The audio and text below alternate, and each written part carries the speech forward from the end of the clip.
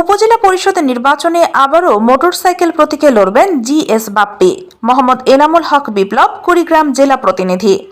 আবারও মোটরসাইকেল প্রতীক নিয়ে আসন্ন ষষ্ঠ পর্যায়ের দ্বিতীয় ধাপের রাজারহাট উপজেলা পরিষদ সাধারণ নির্বাচনে ভোট যুদ্ধে লড়াই করবেন জাহিদ ইকবাল সোহরাওয়ার্দী বাপ্পি।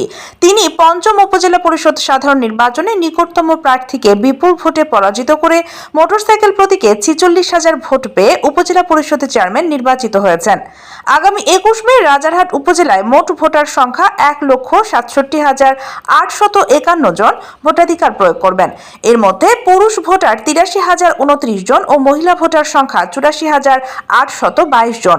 এদিকে জাহিদ ইকবাল সোহরাওয়ার্দী বাপ্পি সাংবাদিককে বলেন, গতবারে আমি রাজারহাটে 46,000 ভোট পেয়ে নির্বাচিত হয়েছি। জনগণ আমাকে ভালোবেসে ভোট দিয়েছেন, তাই নির্বাচিত হয়েছি। এবারও আমি সাধারণ জনগণকে আমাকে ভালোবেসে ভোট দিবেন এই আশাই করি ইনশাআল্লাহ।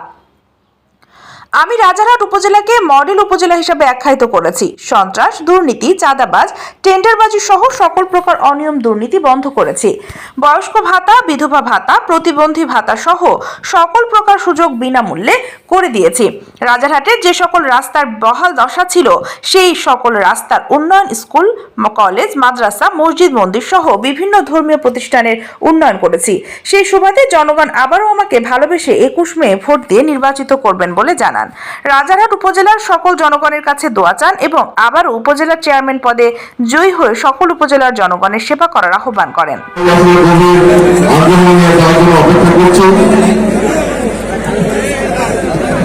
এর আগে এরকম আমাদের অনুষ্ঠিত হয়েছিল